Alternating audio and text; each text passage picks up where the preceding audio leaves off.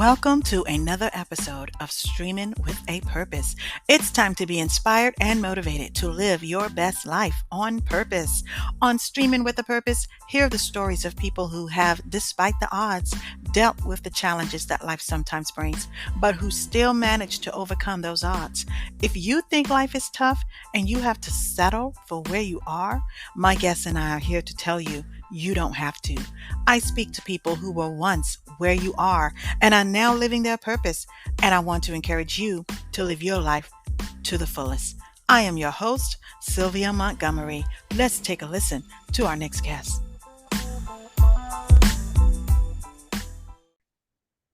Welcome to another episode of Streamin with a Purpose. I'm your host, Sylvia Montgomery, and Streamin with a Purpose is a product of Sim Solutions for Business and Life that helps individuals and businesses by providing solutions that they need in order to be productive. So I'm just so glad you're joining me today. Today, my guest is Tiera Byrd. How are you doing today, Tiera?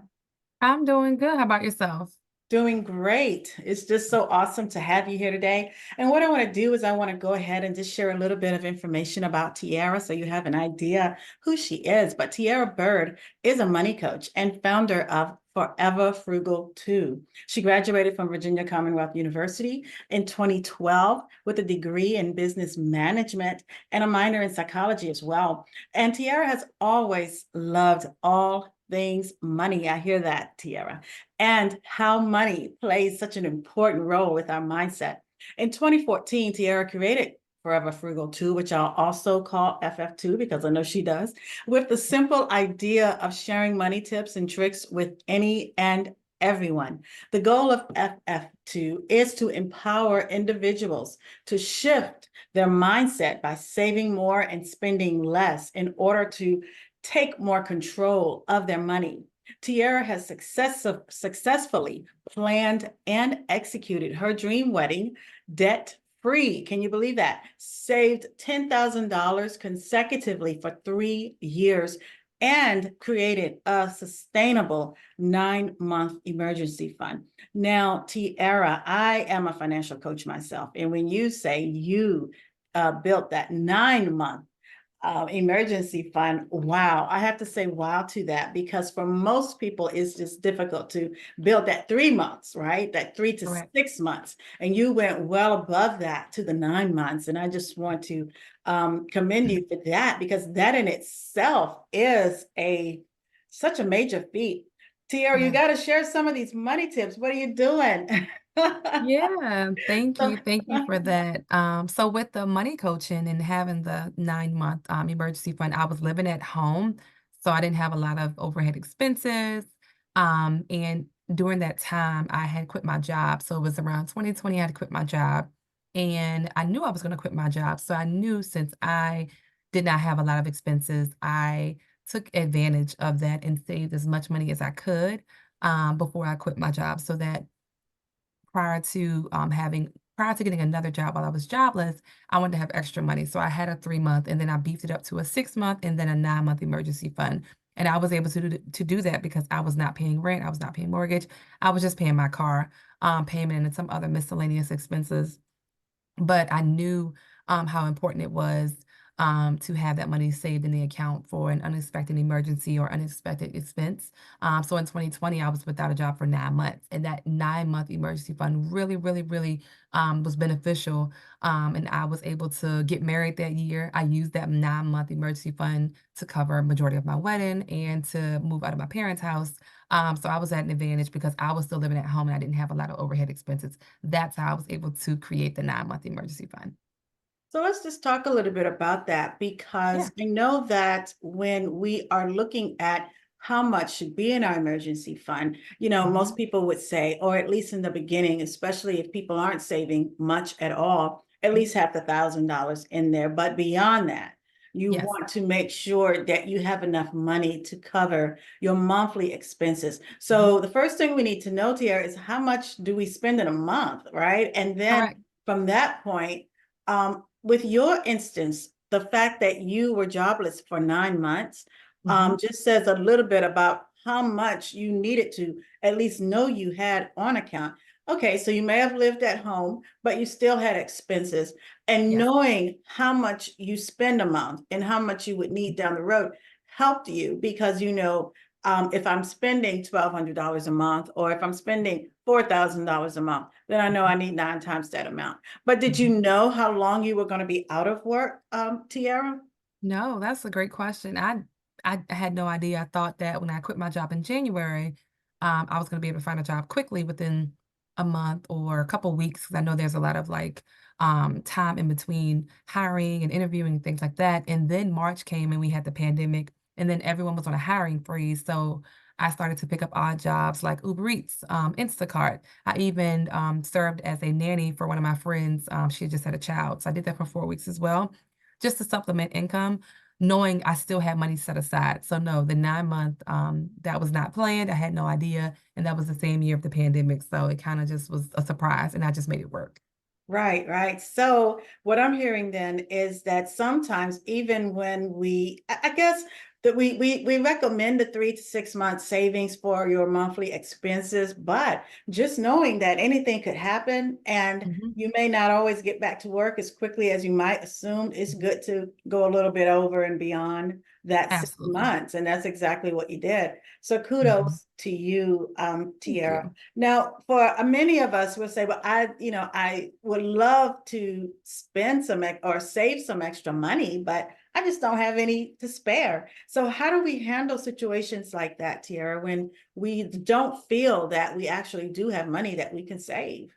Yeah, that's a great question. I think it goes back to what you just said of like knowing how much money you bring in per month, knowing your monthly income, knowing your monthly expenses, making sure that you have a spreadsheet where it's listed. And each time you get paid or have to pay your bills, you're seeing what's coming in and what's going out. And then from having that amount listed on a spreadsheet or a notebook in your phone, wherever, it's going to show you if you have a gap between your income and your expenses. So that's really going to show you if you have money left over to spend per month. And I always tell people if their income equals their expenses, then they can find a way to reduce their expenses or increase their income.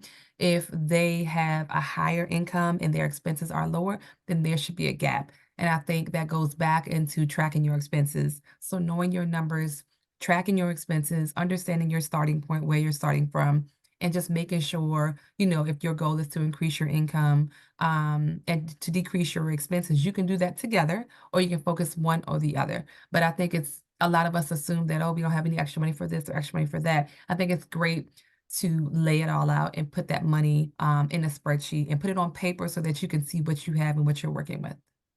So let's just say I realized that, oh my gosh, I do have about $200 that I could set aside.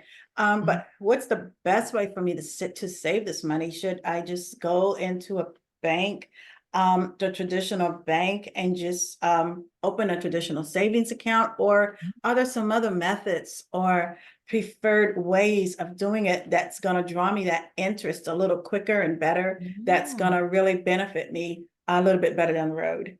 Do you have Awesome. any Yes. advice in that area? Yeah, that's a great question. So I think everyone's natural inclination is to use the financial institution that they currently have.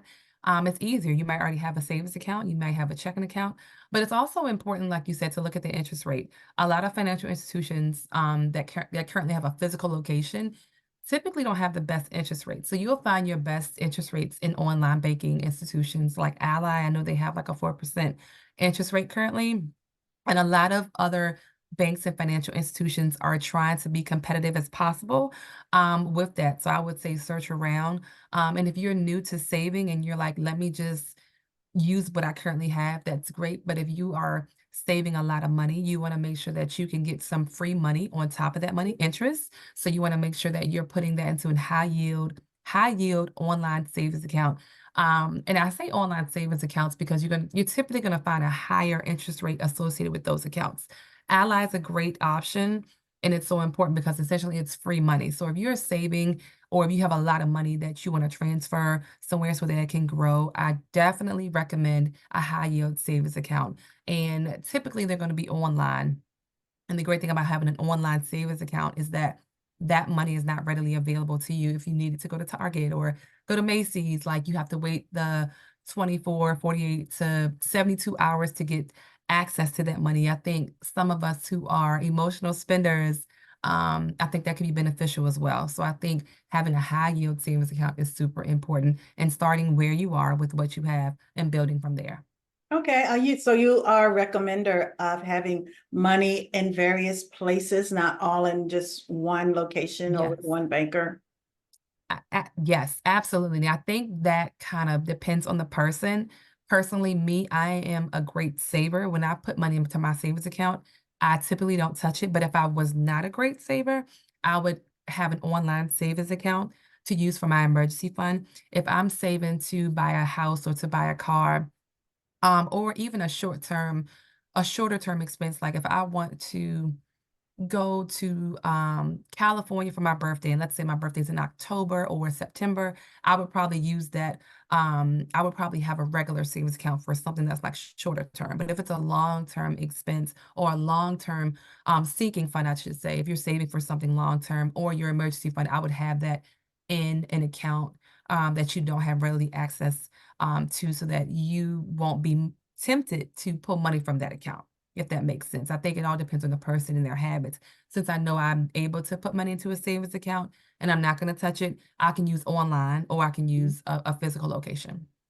Okay, well, that's good to know. I think that our habits do play a part in that, the Yeah. best place for Yeah. us, so that, if we do love to spend, right, and we can't keep our hands off of it, then this is great advice, Tiara, because for those of us who are in that category, it might be great that the money is not so readily available and I can just go in there and just grab it and pull it, without thinking twice. But now I got to think twice because now I got to Mhm. do extra work to get to that money, or I have to wait for it. So Correct. I love this advice, and it is just so instrumental, especially for those who are a little heavy-handed when it comes to spending. Yeah. I just want to just take a minute right here to just talk about, we talk about habits, right? Mhm. Yeah. For most of us, it's sometimes hard just doing the things that we need to do or that we intend to do Mhm. because we tend to maybe not be as energetic as we probably could be. And I'm just transitioning here just a little bit because I think no matter whether we're spending or Mhm. shopping or whatever it is that we're doing, we need some energy behind whatever it is we do. And I just want to take a minute to share this product called Magic Mind that I actually came across just last fall or towards the end of the year. That is a great way to help us with our habits, to help keep us on focus, to help keep our mind in the right place, especially for those busy days when we need a little energy. We need to make sure we're on top of our game and we want to just stay focused on things. Magic Mind is a small energy drink. It's an energy drink, or we could call it a shot that you take daily, and you can take it solo by itself. I know a lot of us are coffee drinkers. You can Mhm. even sip on it as you're drinking your coffee. It is not to replace coffee, but it can be an enhancement. But it's full of what we need in order to stay energetic. It's provided with natural ingredients like matcha and mushrooms and things like that that we need in order to be able to properly maintain and do the things that we need to do throughout the day. So this will greatly boost your productivity level as well. Keep us thinking right and keep us thinking straight and on track. So, hey, you might have an idea. Oh, I want to go and do this and I want to go and do that. And keep your mind focused on, I'm not supposed to be spending that, so I'm going to double back. So I think that Magic Mind can help really keep our minds on target and in place and on what we're supposed to be doing. It can provide that mental performance, that mental boost. And it really is a mental performance shot. It's 100% safe. And as I said, full of natural ingredients, but just keeps the distractions from us. And it is provided with over 200 scientific studies. So it's doctor validated as well. And for each bottle sold, it's a 5 cent goes toward mental health charities in the US that helps homeless communities. So Awesome. you want to give Magic Mind a try. And when you do that, try it and they will absolutely give you a 100% refund if you decide that you don't like it. But give it a try. It's in Sprouts, Central Market, and Erie, all across the country. And what you want to do is you want to go to their website. They do have a limited supply, though, that you can get up to 48% off of your first subscription or 20% off of a one-time purchase. And you need to use the code Sylvia20 when you do that. You want to go to magicmind.com/streaming purpose. And that's streaming without the G. Magicmind.com streaming purpose, and that's Magic Mind. So there we have it, Tiera. Magic Mind. Does that sound like something you might want to try out yourself? Yeah, I'm actually gonna Google it after this to see like what, what it looks like, where it's sold, to see if it's local. I Mhm. thought that was great. I'd never heard of it. So thank you for Yeah, sharing that. it's really great. And you want to give it a few days, at least 3 to 7 days, as a product that you will, that's when you really start to notice that, I'm feeling a little bit more energetic, a little bit more focused these days. And you can credit that to Magic Mind because it's just that type of product. So, Tiara, just want to talk a little bit about purpose and just, I know that in your bio, you noted that you love to talk about all things money. And Yes. do you feel that financial coaching or working in this particular environment, as far as helping people with their money, do you feel like this is your purpose? I do. I do. And I'll tell you why. I think this is definitely my purpose. And I come from a background of like mentoring, advising, and counseling as it relates to like academic and working with students. So when I realized that I loved money, upon graduating from college, I feel like that made me more aware of my purpose in helping others. And, a lot of people will say, I want to help people, and you can help people in thousands of ways. And I think this is one of the ways that I love helping people and giving back to people as it relates to financial literacy, because it's something that is not widely taught in every community. And, a lot of us we were not taught the basics of financial literacy growing up, and how to manage money, how to use money, what it means, how to invest, the importance of credit and knowing your numbers and all the things. So it definitely feel like it's my purpose. I feel like I have a different connection with people when I'm talking to them about money, because I think depending on the person and what they were taught, we have to take it back down to childhood and mindset and habits and what you were taught. And it really empowers them to overcome and to accomplish a lot of things that they didn't know that they could do otherwise. And I think me giving back and pouring into them in that way essentially pours back into myself and makes me feel full. And that connects me more deeper with my purpose. And that's what purpose is all about, Tiara. Purpose is about helping others. It's about pouring Mhm. into others. And you feel that fulfillment from that because it is absolutely part of what you were meant to be doing here in life. So, Yeah. again, congratulations to you for being able to find that niche that you can really connect well with people about and help people at the same time. Yeah.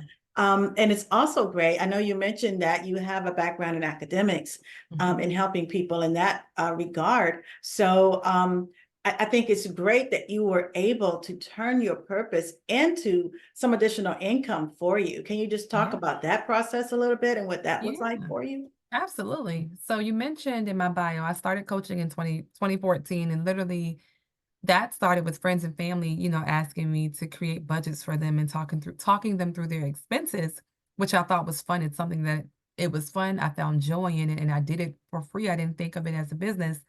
So I did that, my goodness, for about 6 years, until one of my friends, encouraged me to start a business, because the more people that I would talk to and work with, I realized it was taking hours to sit down and have like consultations with them or meetings with them. And because it's something that I love to do and I had a full-time job, I had to charge for it, because I had to learn to charge for it and start a business and get a website and all the things.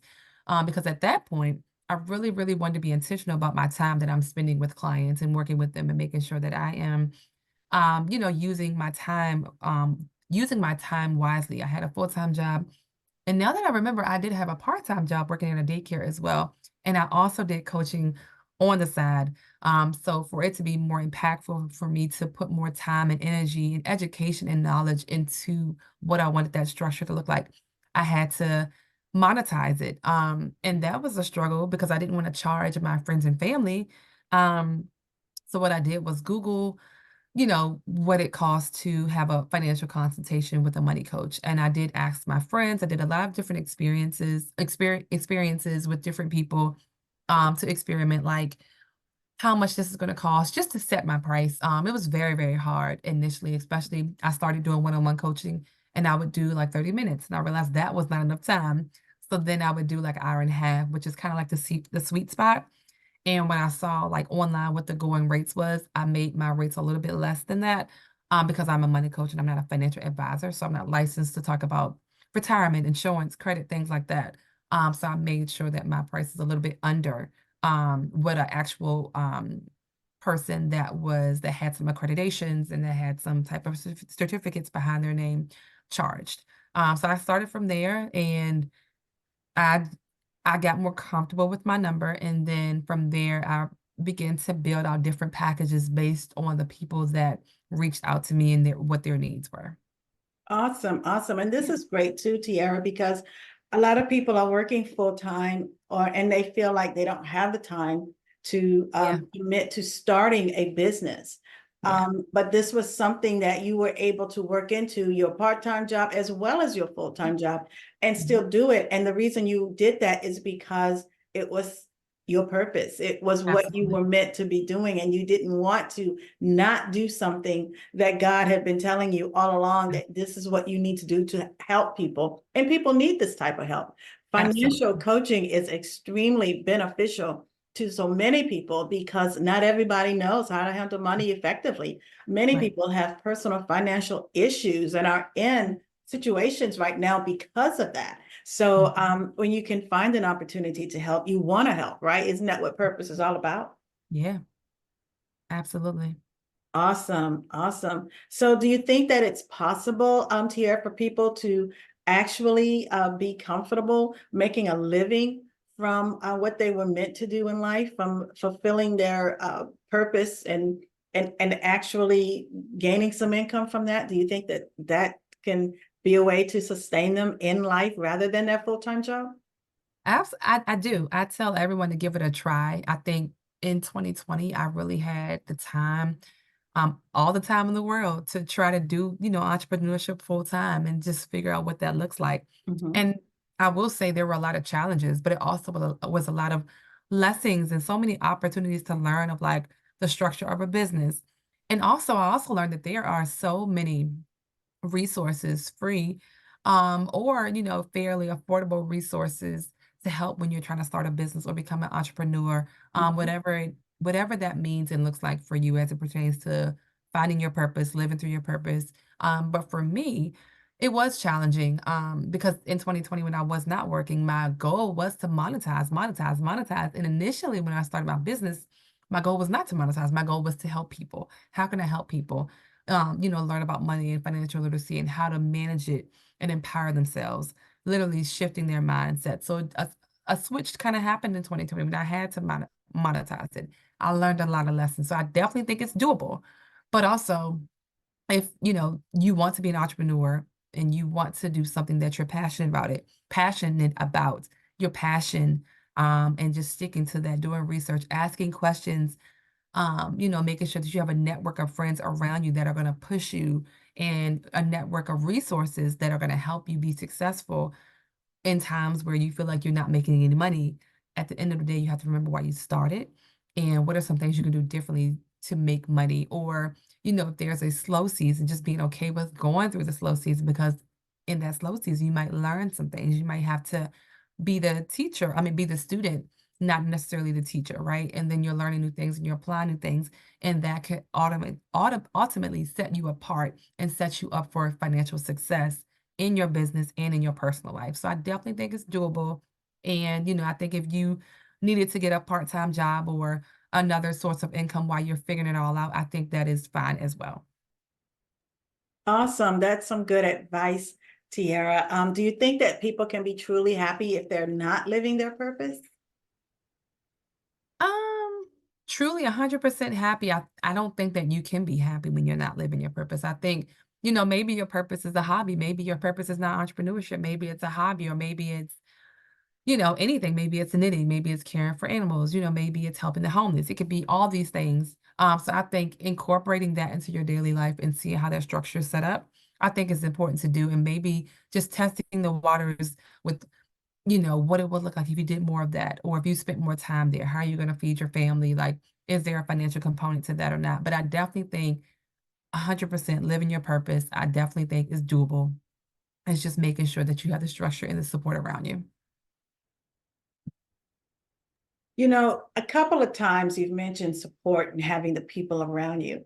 I think that that is just so critical. It's so critical Mhm. because you don't always have the people around you that you need in order to be the cheerleaders that you need as when you're starting your own business, Mhm. especially if you're around people who have never had their own business. If you're around Right. people that this is a totally new thing for, or they're trying to understand why you're trying to do something different or why you're trying to do something new.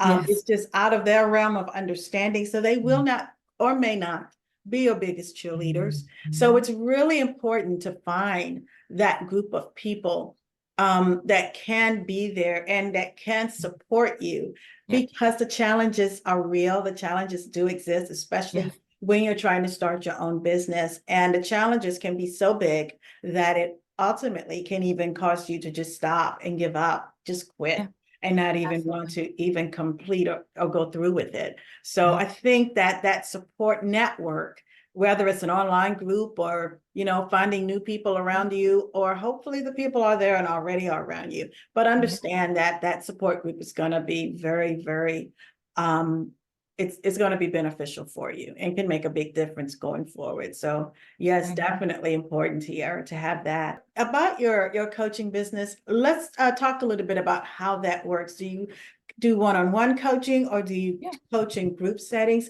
And how can people connect with you for your coaching services? Yeah, this is awesome. Thank you for asking.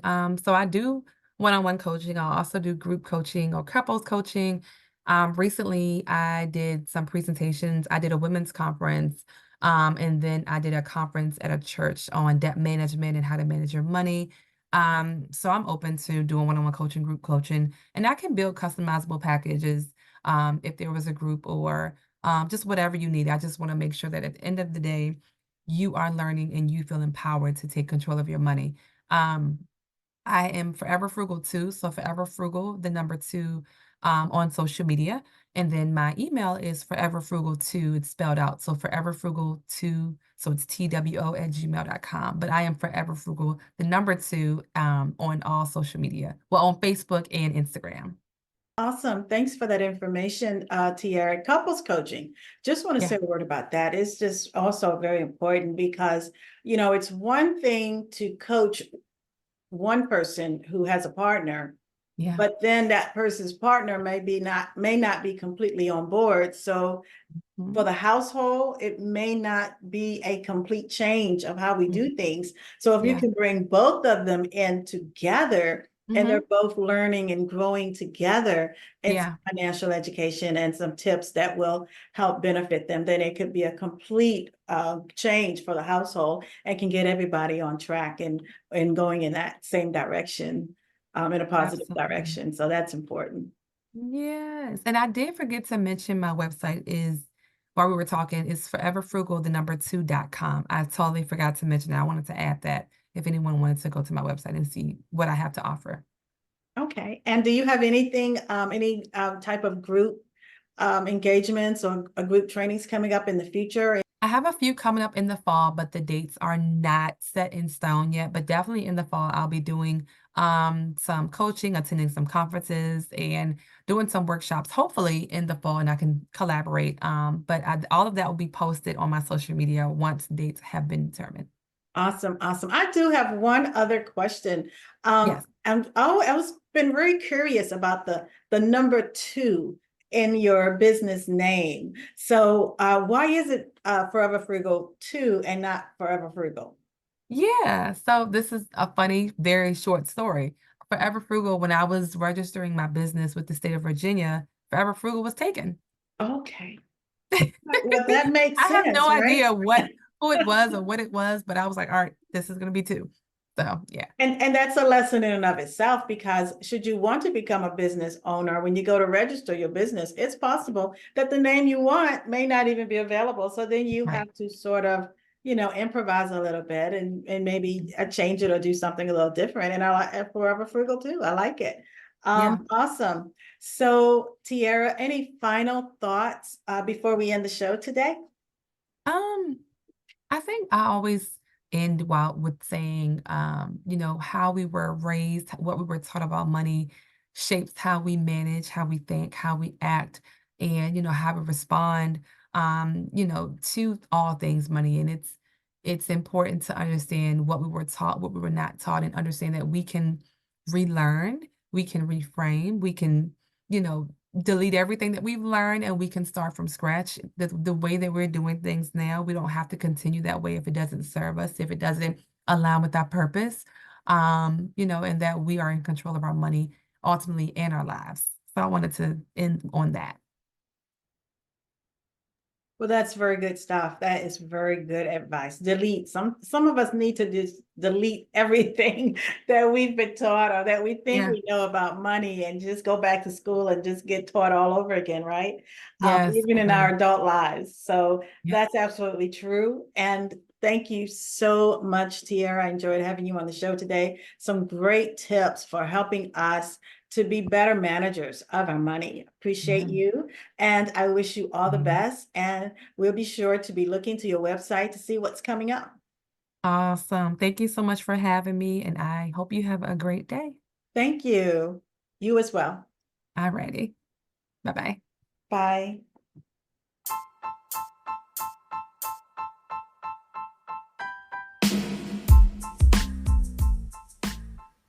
You have just listened to Streaming with a Purpose with your host, Sylvia Montgomery. Thank you so much for listening and continue to stay tuned for our next episode. Until then, bye bye.